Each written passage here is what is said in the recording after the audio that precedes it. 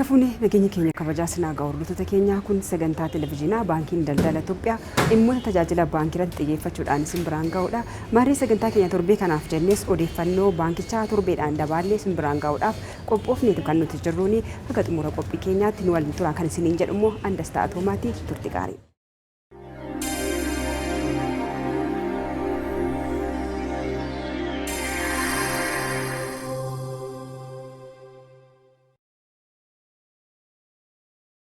Walitti deebinee jirra hordoftoota keenya egaa qophii keenya dursinee odeeffannoowwan baankii daldala Itoophiyaa torbee kanaa ati kan nuti isin biraan geenyu egaa akkuma beekamu baankiin daldala Itoophiyaa dameelee isaa babal'iseeti hawaasatti dhiyaachuudhaan tajaajila hawaasaaf kan inni kennaatii jiruuni.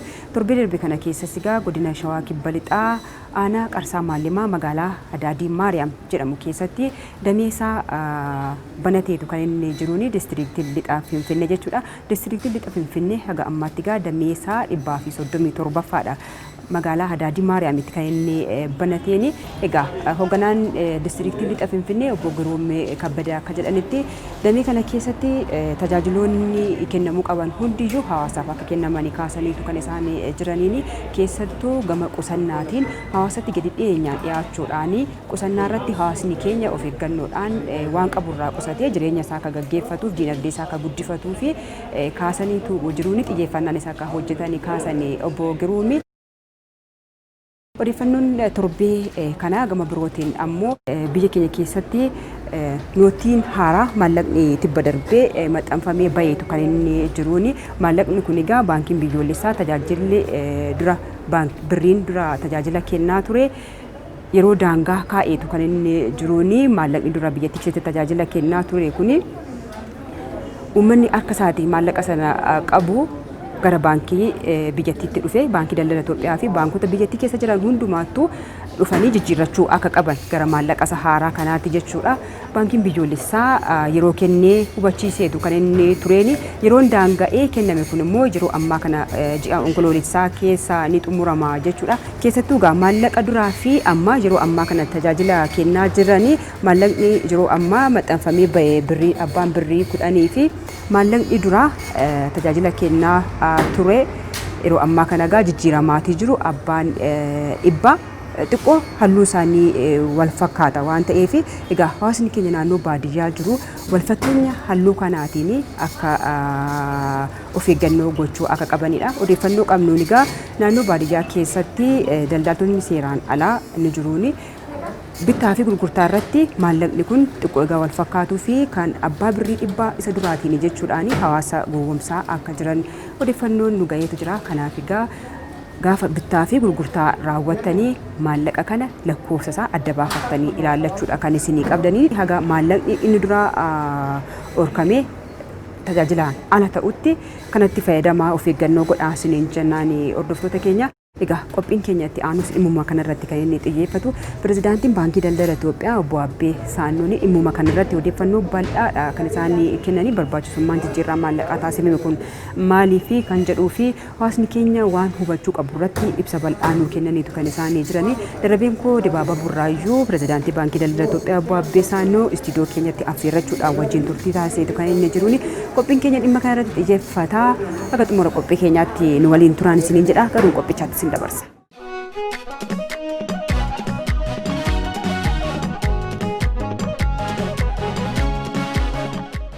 Akkam jirtu hordoftoota sagantaa keenyaa kun sagantaa televezyiinii baankii daldala Itoophiyaa karaa OBNs ni dhiyaatudha. Biyyi keenya torbee muraasaan duratti jijjiirraa maallaqa nootii gaggeessiteetti sababiin isaa immoo rakkoo faayinaansii fi dinagdee biyyattii mudateeni maallaqni hedduminaanii gabaa biyyattii keessatti waan mul'ateef kanaaf furuufis egaa biyyi keenya jijjiirraa maallaqa nootii kana gaggeessiteetti. Dhimma kanatti ibsa bal'aa nuuf kennuudhaaf pirezidaantiin baankii daldala Itoophiyaa akkasumas immoo pirezidaantiin waldaa baankota Itoophiyaa obbo Abbee Saanoo as istuudiyoo keenyatti argamaniiru. Obbo Abbee Saanoo baay'ee isin galateeffanna. Gara gaaffii jalqabaa keenyatti naa jedhugaa biyyi keenya kun amma maallaqa haaraa kana jijjiirratti sababiin isaa maalidha yookiin ka'umsi isaa maalidha jijjiirraa maallaqaa kanaatiif? Galatooma sababiin maallaqni itti jijjiiramu waan addaa ta'uu mala garuu isa biyya keenya uumatti gabaabaadhaan as deebi'ee wayya. Biyya keessatti tilmaama naannoo biliyoona 100 biliyoona 40 ga'uu qarshiin gabaa keessatti faca'ee jira jedhamee himama. Inni kun qarshii guddaadha. Maallaqni kun isa kana dameen baankilee biyyattiin qabdu baay'ee hedduudha. Baadiyyaa keessatti illee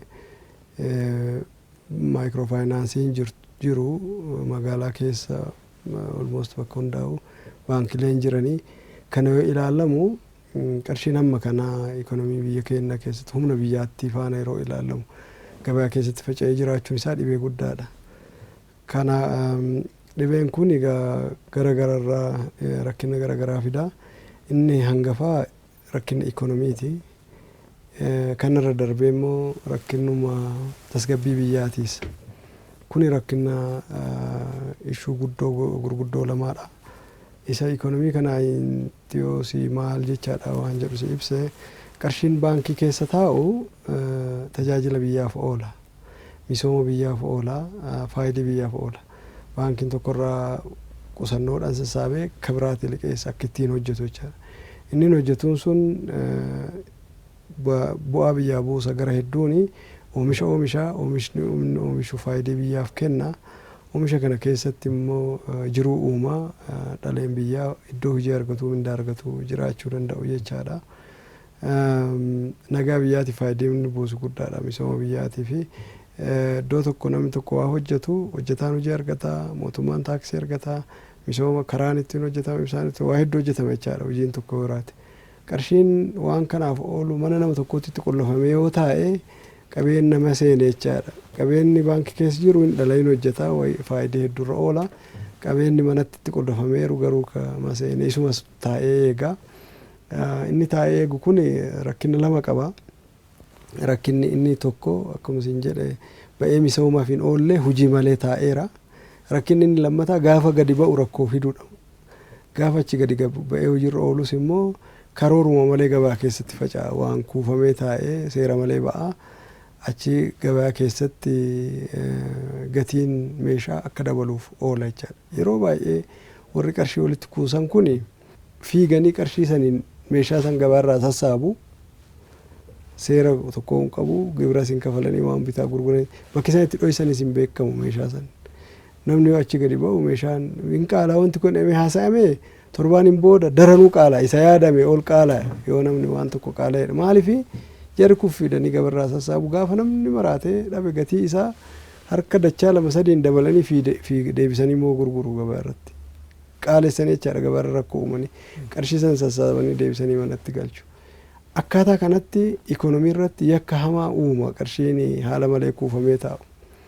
Kun egaa yakka ikonomiiti. Dura yoo taa'u masaynee taa'a tajaajila biyyaatiif hin oolu. Gaafa biyyattiin oduma hin yaanne rakkina ikonomii biyya irratti haala geessuun immoo meeshaa gabaa keessaa sassaabee rakkina geessisa jechaadha. Namoota warra akkasii hojjetanidha yeroo baay'ee qarshii warri mana kaa'an. Kun ikonomiitti akkatti dachaa lamaan dhiibbaa uumaa.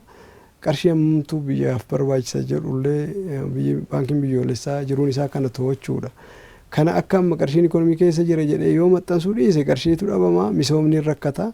Yoo maxxanse qarshiin kun immoo tasa akka gabayaadhaaf haga ga'u kenname irratti kun dabalamee dhufee waan hin barbaachisne akka beenzilarraa ibiddarratti beenzila buusuudha taboog jedhee rakkina ikonomii geessa jechaadha. Kanarra achi darbee gara nageenyaati. Warroonni qarshii manatti kuusan baay'een isaanii karaan qarshii ittiin horatan karaa seera qabeessaa miti. Namni karaa seera malee qabeenya horate seerri akka biyyatti cimu hin barbaadu. Qarshii sanis waan ittiin fuurinii fi kan irraa kutanii namatti kennanis dhimma isaanii miti. Yoo argatanis ittiin xaarre yoo baasanis dhimma isaaniiti miti. Baasanii warra seera laaffisuu danda'uuf kennu jechaadha. Baasanii raabsu sa'aan barbaadamne. Akka misoomaa tolutti odoo hin taane akka waa balleessanitti balleessaadhaaf haala ooluun ba'a. Kanaaf baankilee waldaan baankiloota biyya kanaa wal geenne mari'anne qorannaa adda addaa goone ekspertii baankii hundarraa walitti yaasne qorachiisne yeroo dheeraadhaa fi kun qorannaa waggaa 5-6 dura jalqabameedha waan as gabaabaa miti. Biyyi keenya qarshiin akkuma fedhe galaa akkuma fedhe ba'aa gabaa keessatti bittinnaawaa kun rakkina guddaadha. Baankileen immoo asii uummatni fedhii misoomaa qabu qarshii gaa liqeessuu fi dadhabnee rakkachaa jirra.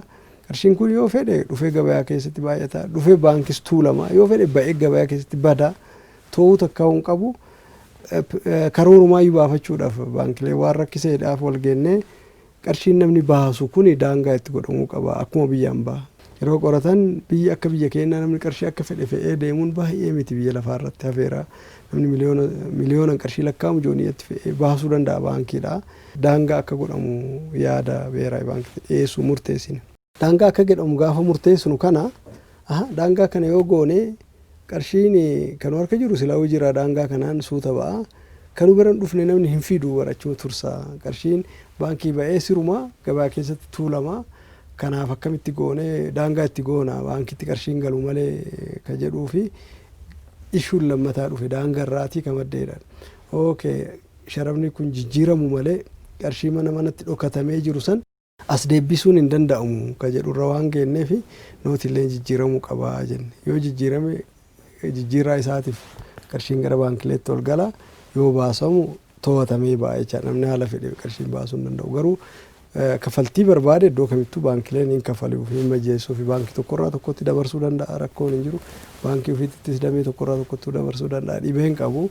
Garuu qarshii fe'ee baatee deemuu hin qabu yaada jedhurraa kun dhufe. Innaa falli wanni inni barbaadameef rakkina ikonomii rakkina tasgabbii biyyaatiif waan qabu guddaa waan ta'eef daangaan kun kaawwame jechaadha. Akka biyya hambaa itti bultuu nutillee qarshiin haala malee akka hin facaane to'achuudhaaf waan dhufeedha.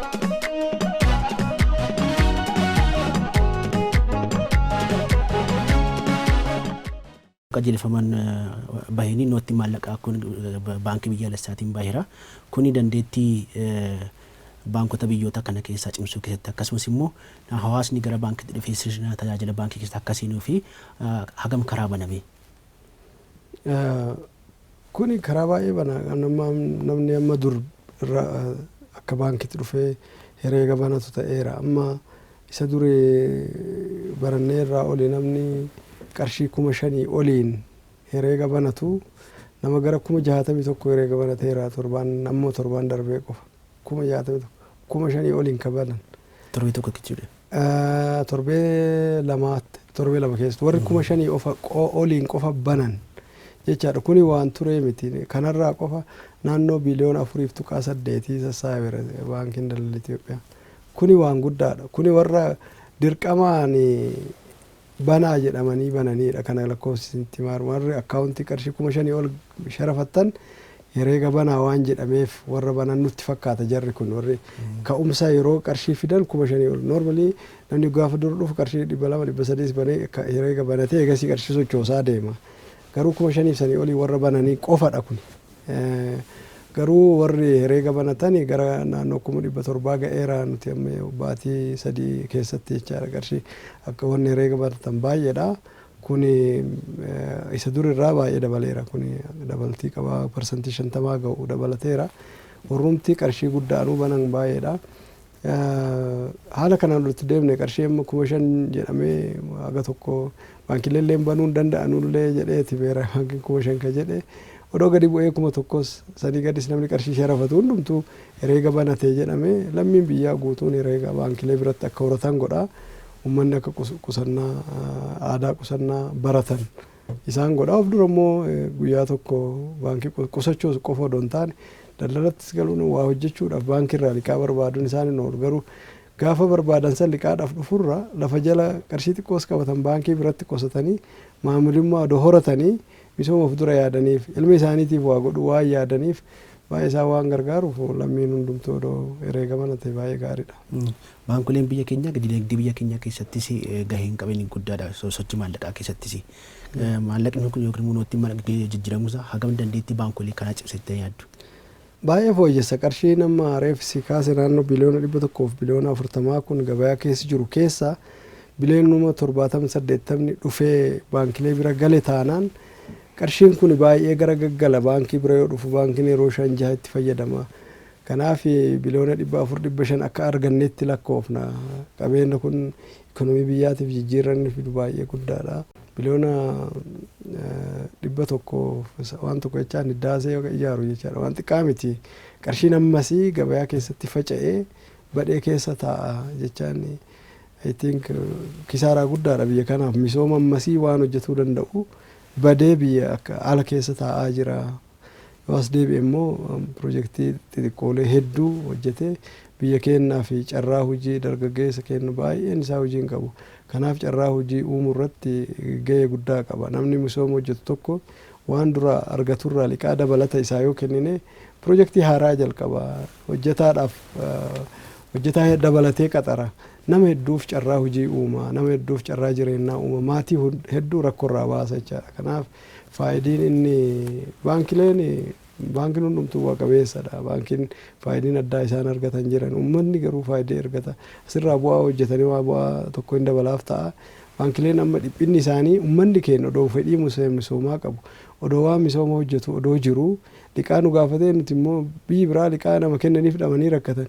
Liqaa kennuu dadhabnee namni jijjiiramuu dadhabu isaatu baankilee quuqa. Kanumaaf qarshii kan odoo argatanii uummanni keenya carraa misoomaatti akka fayyadamu gargaara. Baankii irra uummata irra gargaara faayidiin isaa baankilee irra jechaadhaaf. Egaa baankiin daldala Itoophiyaa baankii biyyattii keenya keessatti argamu isa guddaadha. Nootii maallaqaa yookiin immoo jijjiirama maallaqaa kan wal qabatees immoo bakka bu'ummaadhaan baankii biyyaalessaa irraa fudhateetiyyuu raabsaa ture. Gaheen baankii daldala Itoophiyaa waliin gahuu irrattis ta'uu danda'a. Amma daangaa baadiyyaa keessatti ta'uu danda'a. Gaheen isaa maal ture? Dameeleen baankii daldala Itoophiyaa iddoo hin jirre hin qaban. Egaa hundumtuu baankiin iddoo muraasatti baankilee biraa faana jirra. Iddoo baay'eetti baankiin daldala Itoophiyaa adda isaa hojjeta. Fagaatee jechaadha. Lafa fagoo baadiyyaa hunda keessa jira. Uummata biratti baay'ee kalaa'eera. Ganda hunda keessa jira baankiin. Kanaaf gaheen isaa baay'ee guddaadha. Damee 1,604 jechaan baay'eedha. Gabayaa biyya kana keessaa illee parsantii 60 ol tajaajila kenna. Kun uummata baankiin hundumtuu walitti ida'amanii 40 ta'u jechaadha. Baankiin daldala Itoophiyaa adda isaati gabayaa parsantii 60 tajaajila kenna. Kun faayidaa guddaadha. Akkuma san qarshii raabsaanis isuma kanadha.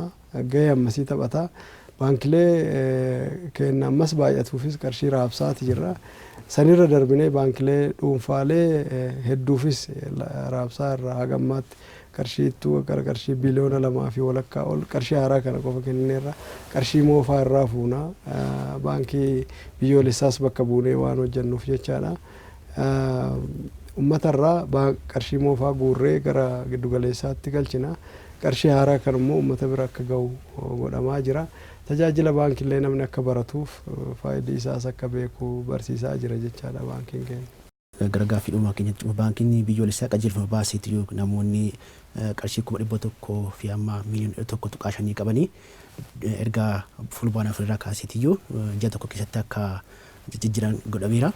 Mee as keessatti guyyoonni hafan muraasadha waan ta'eef baankiin daldala Itoophiyaas galma kana milkeessuu keessatti maal hojjechaa jira hamma gona hagam deemeera? Baankiin keenya waa hedduu faajaa jira. Guyyaan baay'ee gabaabbatteerti keessattuu qarshii guddaa namni jijjiiratuu fi yeroon baay'ee dhiphachaa jira. Tarii warroonni qarshii guddaa harkatti qabatanii taa'an gabaa keessaa sassaabannallee dhanii yaaduu malaa kun dogoggora hin rakkatu. Dhufanii odoo jijjiiran yeroon guyyaan isaa gabaabduudha. Fakkeenyaaf guyyatti namni qarshii baasuu duraanii qarshii 250 akka jaarmeeletti namni dhuunfaadhaan qarshii haga 200,000 baasuu danda'a ture. Inni kun daangaan kun baay'ee gadi deebi'eera. Amma qarshii 75,000 fi 50,000tti gad deebi'eera. Jaarmeleen warri ta'an guyyatti qarshii 75,000 qofa baasu. Warri dhuunfaa 50,000 qofa baasu. Kuni tariif dura kanarras gadi siquu mala hin beeynu amma gadi deebi'eera. Kanaaf kana jechaan qarshiin haarofti ba'ee akka fedhe gabayaa keessa akka duritti harachuu hin danda'anii gara baankitti dhufanii odoo jijjiiranii guyyaan kun odoo jalaan dabarre. Guyyaan ji'a tokkos gaafa dhumate immoo qarshii guddaa fidanii dhufanii jijjiiruu hin danda'an baankileen irraan fuudhan jechaadha. Kanaaf rakkootti galu akka rakkootti hin galle guyyaan isaa baay'ee muraasadha. Olmoosti dhumee jechuun hin danda'ama. Kanaaf guyyaa xiqqoo qubaan lakkoofamtana keessatti warri qarshii baay'ee harkatti qabatanii teessan dhuftan malee gabaa keessarra illee qarshii haaraa akka fedhiitti argattanii jijjiiruu hin dandeessanii jechuun barbaada. Garuu gara kennaan nuti waa hedduu godhaa jira. Baankileen akkuma agartan baankiin hundumtuu miidiyaa jiru hundaan beeksisaa jiran koottaa maaloo herreega banadhaa qarshii jijjiirradhaa kan birattis qusadhaa jedhanii barsiisaa jiru. Akkuma kana baankiin kennas barsiisaara. Miidiyaa hunduunu dijitaal waraqaan televezyiiniidhaanis reediyoonis ta'ee sagalee hundaanuu luga hedduun dabarsaa jirra. Miidiyaalee naannolee hedduuttis fayyadamnee dabarsaa jirra. Kanas dabarsinee warra baankiin biyyoolessaa illee akka waan addaa godhuu fiidbaak kennuudhaaf kana godhaannee jijjiirama isaan nu gargaaruu malan akka godhan goosisaa jirra. Fakkeenyaaf bulchiinsi naannolee baay'ee murteessaadha waan kanarratti, keessattuu lafa baadiyyaa, lafa miidiyaan kennan geenne, lafa dameeleen kennas hin jirre iddoo baay'ee ijoolleen bakkeen dameen kenna jiran irra ba'anii bakka namni ol ga'ettis bakka hanga danda'ame barsiisaa jira. Koovidiin kun chaalenjii uume malee ganda keessa deemanii barsiisaa turanii iddoo tokko tokkotti miidiyaa adda addaati reediyoonis magaalaa keessa naanna'anii haalli itti barsiisan jira. Garuu kanarra dabarree iddoon nuti hin dhaqqabne lafa baadiyyaa keessa yoo jiraate jechuuf bulchiinsi naannolee wanni caasaa qabaniin akka dakaatti akka uummata kakaasanii uummanni qarshiisaa jijjiiratu guyyaa isaa baras akka godhaa jennee isuma kana godhaniira. Baankiin biyyoolessaa pirezidaantoota naannolee walitti qabanii caasaan mootummaa amma gandaatti caasaa bal'aa waan qabaniif isaan uummata kakaasanii uummata himanii uummanni qarshiisaa akka jijjiiratu akka jalaan dabarre, keessattuu qotee bulaadhaaf horsiisee bulaan kenna hedduun isaa kanarraa maqee lafa tarii reediyoodhaa fi televezyiiniin geennes yoo jiraate akka jalan dabarre gandaan akka kakaasanii uummanni akka qarshii jijjiiratu godhuudhaaf yaalleerra. Isas mootummaatti yaadachiisuudhaan kuni godhameera. I think qopheerra bakka hundaanamuu amma bare jedheen yaada.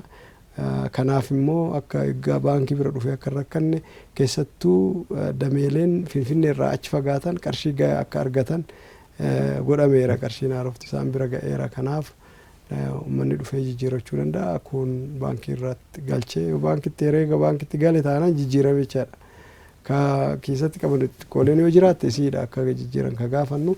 Qarshii guddaa warra qaban garuu baankitti ofirraa galchanii achiin jijjiirata jechaadha.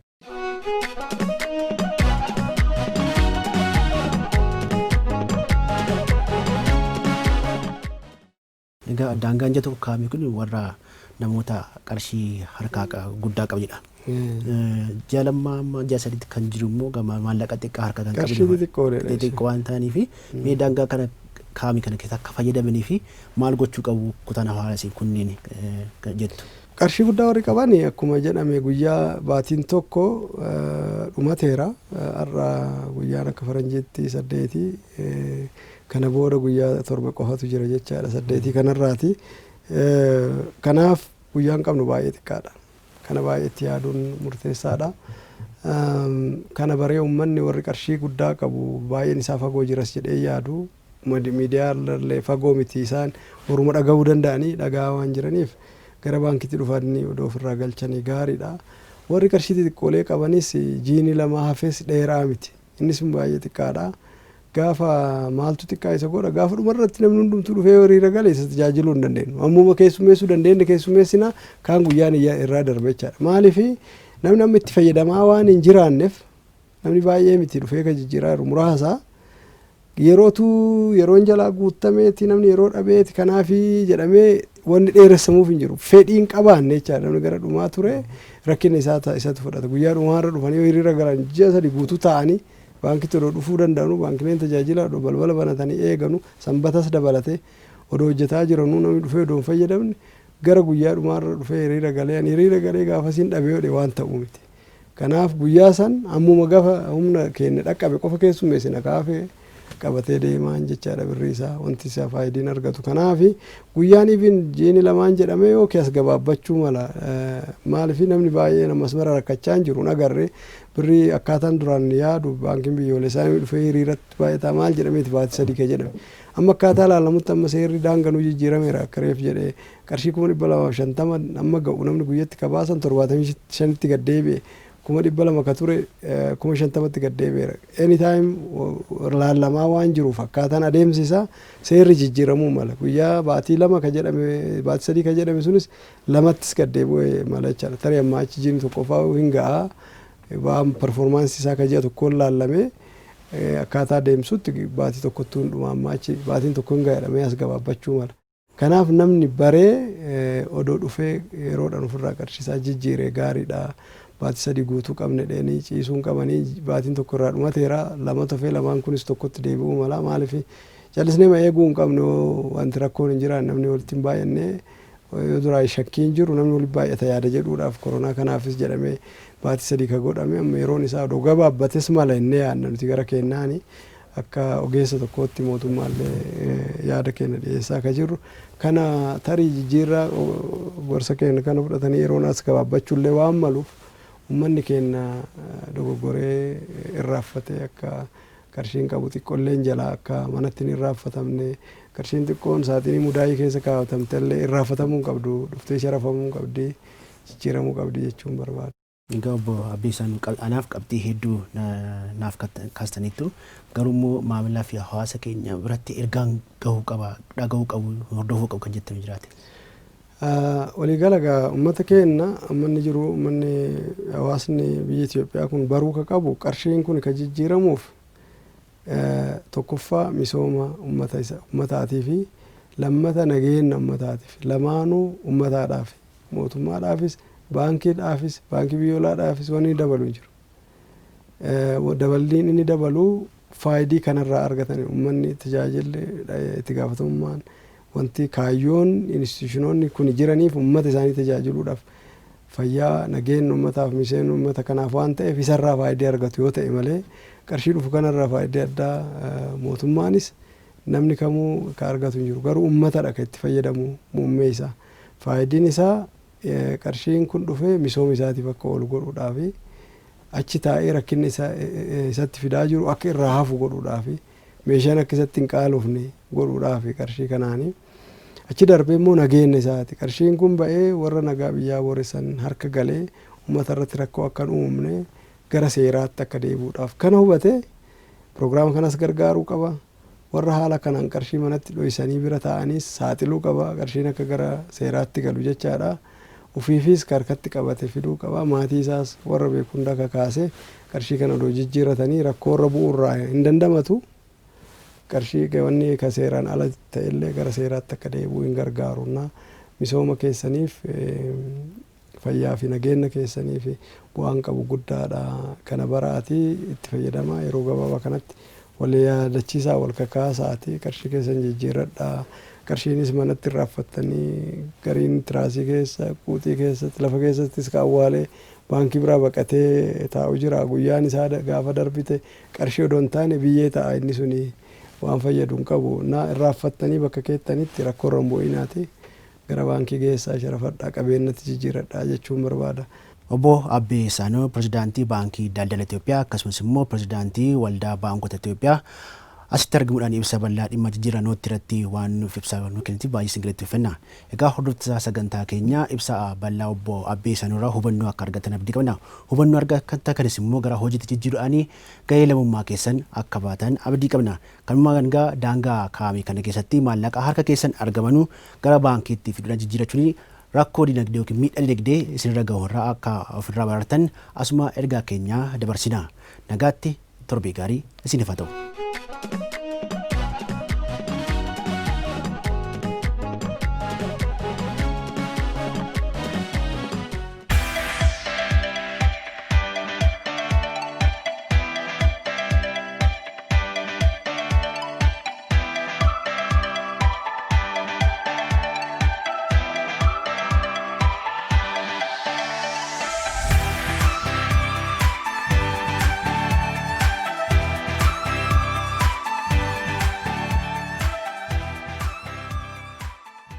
Egaan hordoftoota keenya qophiin keenya baankii daldala Itoophiyaa kanuma haga ammaatti hordofaatee turtanidha. Akkuma obbo Abbeen kaasan egaa yeroo daangaa baankiin biyyoolessaa kaa'e keessatti maallaqa dura tajaajila kennaatii ture harka keessan keessa jiru gara baankii daldala Itoophiyaa fi baankota biyyattiitti dhaqaatii jijjiiradhaa isiniin jennaani qophii keenya har'aaf jenne egaa kanumaan kan nuti xumurruuni waan nu hordoftaniif galanni keenya guddaadha.